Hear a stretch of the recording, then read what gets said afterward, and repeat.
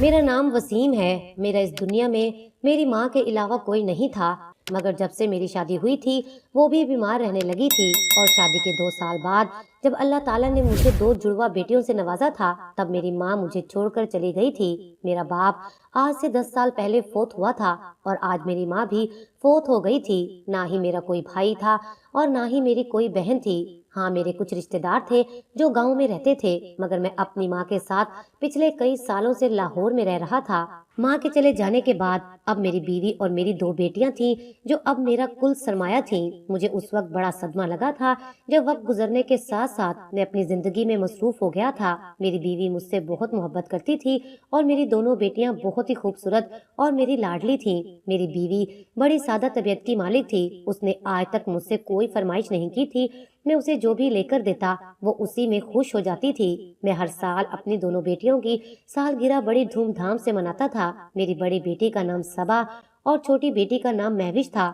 وقت گزرتا گیا اور اب وہ دونوں 14 سال کی ہو گئی تھیں۔ میرے پڑوس میں کومل رہتی تھی جو میری بیٹیوں کی دوست تھی۔ وہ اکثر ہمارے گھر آ جاتی اور میری بیٹیاں اس کے ساتھ کھیلا کرتی تھیں۔ آج میری دونوں بیٹیوں کی سالگرہ تھی اور ہر سال کی طرح آج بھی میں آفس سے نکلنے کے بعد بازار گیا تھا جہاں سے میں نے اپنی بیٹیوں کے لیے گفٹ خریدنا تھا۔ اسی خوشی میں میری بیٹیاں اپنا گھر سجا رہی تھیں۔ بازار میں مجھے کافی دیر ہو گئی اور آج میرا موبائل بھی بند ہو گیا تھا کیونکہ اس کی چارجنگ بہت کم تھی، مگر جب میں گھر پہنچا تو سامنے کا منظر دیکھ کر میری چیخیں نکل گئی تھیں۔ میری بیوی اور بیٹیاں اب اس دنیا میں نہیں رہی تھیں کیونکہ گھر میں شارٹ سرکٹ ہونے کی وجہ سے آگ لگ گئی تھی۔ محلے میں کافی سارے لوگ مجھے جانتے تھے۔ انہوں نے مجھے فون کرنے کی کوشش کی لیکن میرا فون بند تھا۔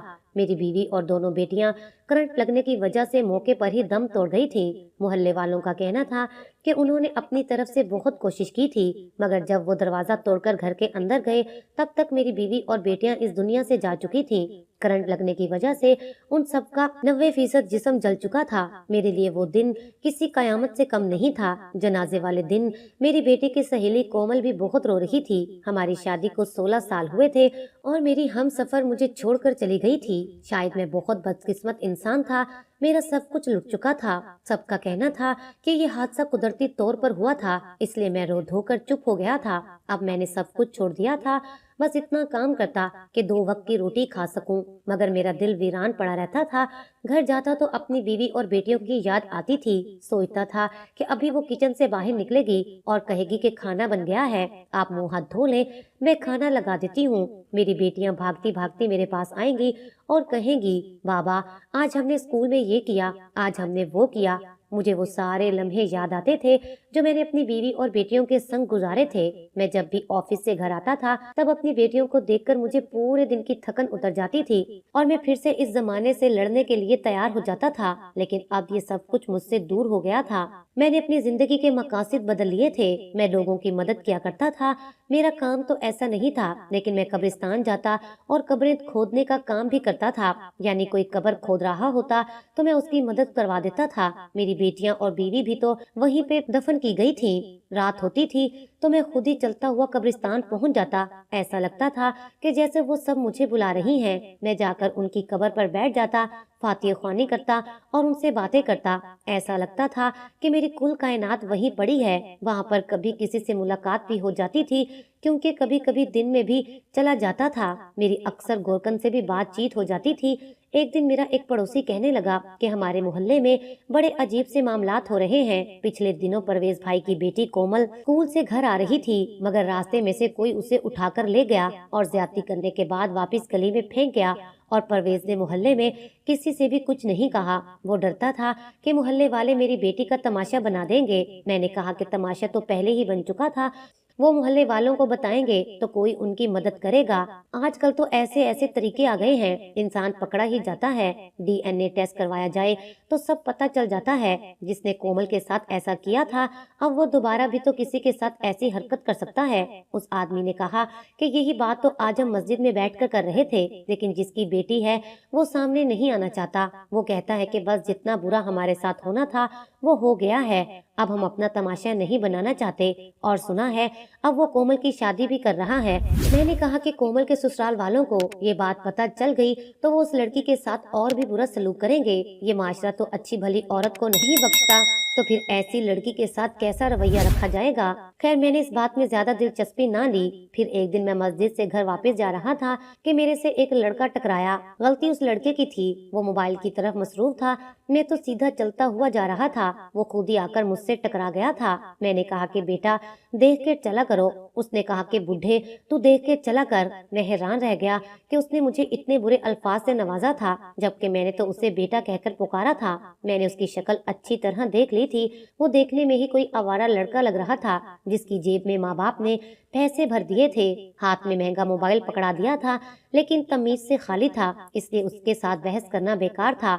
मुझे घूरता हुआ वो वहां से चला गया, पर उसकी शक्ल मेरी आंखों में जब्त हो गई थी। मैं सोच रहा था कि कैसी तरबियत की होगी इसके माँ बाप ने कि वो राह चलते किसी आदमी से टकरा गया तो माजरत करने की बजाय उसी को बातें सुना रहा है। जब इंसान तजर्बेकार हो जाता है तो वो शक्लें देखकर पहचान लेता है कि कौन कैसा है। लड़के की शक्ल देखकर ये पता चल जाता है कि वो लोफर है या जिम्मेदारियां निभाने वाला है, और लड़की की शक्ल देखकर भी ये पता चल जाता है कि उसे घर बनाने का शौक है या सिर्फ फैशन और मेकअप करने का शौक है। एक दिन मैं मोबाइल में कुछ देख रहा था कि मेरे सामने एक वीडियो आई। शायद किसी ने बहुत ही हसास मौजू पर एक फिल्म बनाई थी, और उसका एक सीन था जिसमें एक बूढ़ी औरत कह रही थी कि उस मुर्दा औरत को दफनाने से पहले इसकी दोनों टांगों को अच्छी तरह से बांध दो। आजकल जमाना बड़ा खराब है।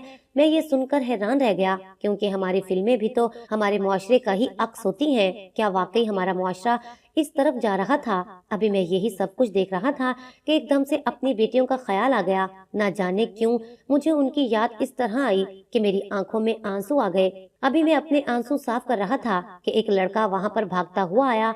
उसने कहा कि वो लड़की कोमल जिसके साथ ज्यादती हुई थी, उसका बाप उसकी शादी करना चाहता था। उसी लड़की ने नींद की गोलियां खा ली हैं और वो इस दुनिया से चली गई है। अब उसका बाप कहता है कि मेरी बेटी के जनाजे पर कोई ना आए, क्योंकि अगर लोग आएंगे तो सवाल करेंगे कि जवान लड़की ने खुदकुशी क्यों की है। मैंने अपना सर पकड़ लिया, क्योंकि मैं उस इंसान को अच्छी तरह जानता था और उसकी बेटी कोमल मेरी बेटियों की बहुत अच्छी सहेली बनी हुई थी। मैंने कहा कि अब क्या करना है? उसने कहा कि जल्दी जल्दी लड़की की कब्र बनानी है, आप मेरे साथ चलें। मैंने कहा कि ठीक है, मैं आता हूँ। मेरा दिल भारी हो गया था। मैं क्यों अपने आप को ऐसी सूरत हाल में डालता। मैंने अपनी बेटियों को भी खुद ही कब्र में उतारा था। मोहल्ले वाले मेरी इज्जत करते थे, उनको मुझ पर पूरा भरोसा था। वो जानते थे कि मैं एक दुखी इंसान हूँ जिसकी फैमिली दुनिया से जा चुकी है। बेटियां सबकी एक जैसी होती हैं। मैं सबको अपनी बेटियों की नजर से देखता था, इसलिए लोग मेरी बहुत इज्जत करते थे। तभी तो ये लड़का मुझे बुलाने के लिए आया था कि मामला ऐसा है। उसका बाप कहता है कि बस जल्दी जल्दी मैं इसे दफना दूं। मैं उसके साथ चला गया और उसके बाप को देखकर हैरान रह गया। उसकी आंखों में कोई आंसू नहीं था। वो बस यही कह रहा था कि अल्लाह किसी को बेटी ना दे। बेटियां तो होती ही बदनामी फैलाने के लिए हैं। अब मैं किस किस को जवाब देता फिरूंगा। इससे पहले कि पुलिस आ जाए, ये काम जल्दी जल्दी करो। मैं अपनी बेटी का पोस्टमार्टम नहीं करवाना चाहता, नहीं तो बात कहां से कहां पहुंच जाएगी। मैं सोच रहा था कि कोमल की माँ पे क्या गुजर रही होगी, क्योंकि औलाद से सबसे ज्यादा मोहब्बत माँ को होती है। वो तो रो रही होगी, तड़प रही होगी। सुनने में आया था कि कोमल के बाप ने घर में मैयत को 5 मिनट भी नहीं रहने दिया था। जैसे ही पता चला कि बेटी दुनिया से चली गई है, वह 10 मिनट के अंदर ही मस्जिद से चारपाई मंगवाई और यहाँ पर ले आया। गुस्ल भी जल्दी जल्दी करवाया गया था। कब्र की खुदाई शुरू हो गई। जब मैयत को मुझे पकड़ाया गया तो जाने क्यों मुझे ऐसा लगा कि जैसे कोमल जिंदा है और सांस ले रही है। फिर मैंने कहा कि मुझे वहम हो रहा है, ऐसा कुछ नहीं है। शायद मेरे दिल में मेरी बेटियों का ख्याल आ गया था। शायद ये मेरा दुख था जो मुझे इस तरह की बातें सोचने पर मजबूर कर रहा था। हमने लड़की को दफन कर दिया और जैसे ही दफन किया तो उसके बाप ने कहा कि चलो, मेरी इससे जान छूट गई है। मैं हैरान रह गया। उसने अपनी बेटी के लिए मगफिरत की दुआ भी नहीं मांगी थी। हम लोग एक दूसरे की शक्ल देख रहे थे। लड़की को दफनाकर सब वापस आ गए। अभी घर में आधा घंटा ही हुआ था कि मेरा दिल बेचैन होने लगा। आज उस लड़की को दफनाकर मुझे अपनी बेटियों की याद आ रही थी। मैंने सोचा कि कब्रिस्तान चलता हूँ, जाकर थोड़ी देर वहाँ बैठ जाऊंगा, क्योंकि जिस जगह पे उस लड़की को दफनाया गया था मेरी बेटियां भी वहीं दफन थी। मैं कब्रिस्तान जा रहा था और सोच रहा था कि कोमल ने अपनी जान क्यों ली होगी। शायद वो किसी को धोखा नहीं देना चाहती थी, अपने होने वाले शोहर को अंधेरे में नहीं रखना चाहती थी, क्योंकि उसकी इज्जत तो लुट चुकी थी। और शायद उसने यही सोच लिया होगा कि ये माशरा अब उसको कभी भी हमदर्दी की निगाह से नहीं देखेगा। अभी मैंने कब्रिस्तान में कदम रखा ही था कि मुझे किसी की मौजूदगी का एहसास हुआ। जैसे मैंने पहले बताया कि उस लड़की की कब्र मेरी बेटी और बीवी की कब्र के पास ही थी, तो इससे पहले कि मैं वहां पहुंचता, मुझे उसकी कब्र पर दो लोग खड़े हुए नजर आए। मैंने सोचा कि शायद उस लड़की का बाप है और साथ कोई और आदमी है जो सबके सामने तो मजबूत बनने के लिए ये कह रहा था कि अच्छा हुआ मेरी बदनामी का जरिया खत्म हो गया, लेकिन अब शायद उसे अपनी बेटी की याद आई है और अब रात के अंधेरे में यहाँ आ गया है। इसलिए मैं जरा पीछे ही रुक गया और अपने कदम भी आहिस्ता कर लिए, और जब मैंने गौर से देखा तो महसूस किया कि ये उसका बाप नहीं है, क्योंकि उसका बाप कदरे मोटा था और ये दोनों तो दुबले पतले और छोटे से कद के लग रहे थे, जैसे जवान लड़के होते हैं। और उस लड़की का तो कोई भाई ही नहीं था, वो तो 5 बहनें थीं। शायद इसलिए उसका बाप इस तरह से पेश आ रहा था। बेटियों से तंग था, बेटी की वजह से उसे बातें सुनने को मिली थी। मैं पीछे ही रुक गया, लेकिन अब मुझे उनकी आवाज आ रही थी। मैं इस कब्रिस्तान के चप्पे चप्पे से वाकिफ था, मैं उनकी आवाजें भी सुन रहा था, और ये देखकर मेरे कदमों तले से जमीन निकल गई कि वो तो उस लड़की की कब्र को खोद रहे थे, बल्कि खोद चुके थे और अब शायद मैयत को बाहर निकालना चाहते थे। मैंने कहा कि ये लोग क्या कर रहे हैं और इस लड़की की कब्र को क्यों खोद रहे हैं? उसे तो हमने 1 घंटा पहले ही दफनाया था, वो जल्दी जल्दी ये काम कर रहे थे। फिर उसमें से एक लड़के को मैं पहचान गया था।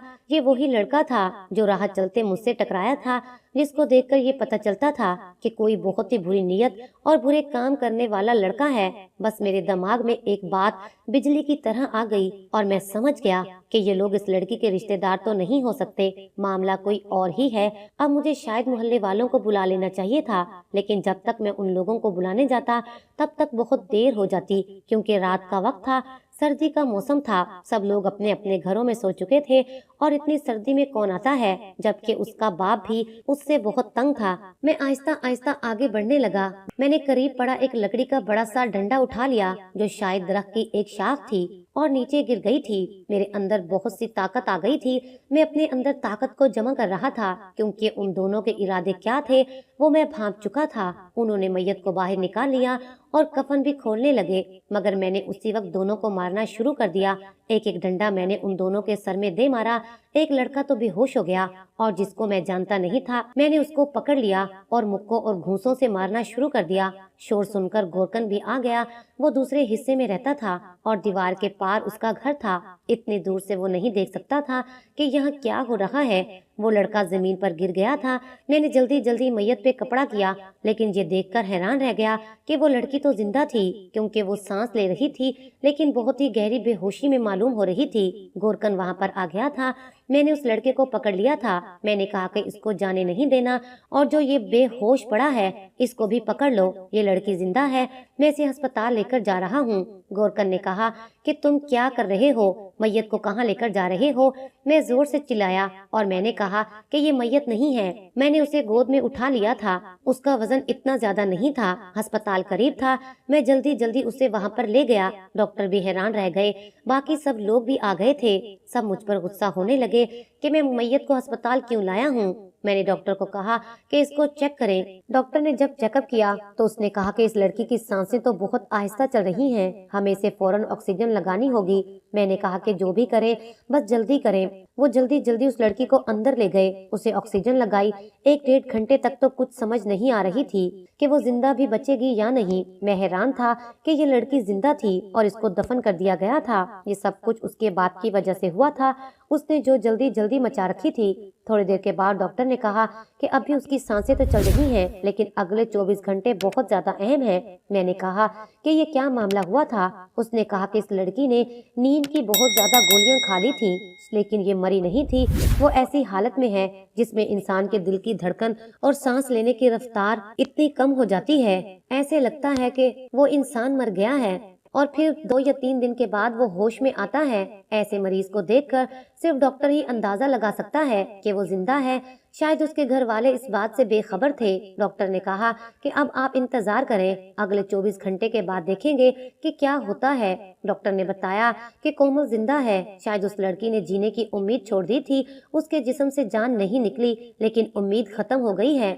इसलिए ये सब कुछ हुआ है। इंसान का दिमाग बड़ा ही पेचीदा होता है, दुख और सुख से ही तो चलता है। خوشی سے تو جیتا ہے مگر غم سے مر جاتا ہے۔ ڈاکٹر نے کہا کہ آپ اس کے ماں باپ کو بتا دیں۔ میں نے کہا کہ نہیں، میں کسی کو نہیں بتانا چاہتا، لیکن یہ بات محلے میں پھیل ضرور سکتی ہے، پر اس بارے میں صرف گورکن کو ہی پتا تھا، یا پھر ہماری گلی کے کچھ لوگ آئے تھے، وہ بھی ساری صورتحال دیکھ کر میرے ساتھ ہو گئے تھے اور ان دونوں آوارہ لڑکوں کو پولیس کے حوالے کر دیا گیا تھا۔ ہم نے پولیس کو بھی کہا تھا کہ ان کے گھر والوں سے بات نہ کرنے دیں۔ پولیس والوں نے کہا کہ بات کرنا تو دور کی بات ہے، پہلے تو ہم ان کی اچھی طرح سے خاطر تواضع کریں گے۔ ان کی اتنی جرت کہ یہ قبروں سے لڑکیوں کو نکال کر ان کے ساتھ زیادتی کرنا چاہتے تھے۔ بعد میں پتہ چلا اس لڑکی کے ساتھ پہلے بھی انہی لڑکوں نے زیادتی کی تھی اور اب دوبارہ سے یہ سب کچھ کرنے کے لیے آئے تھے۔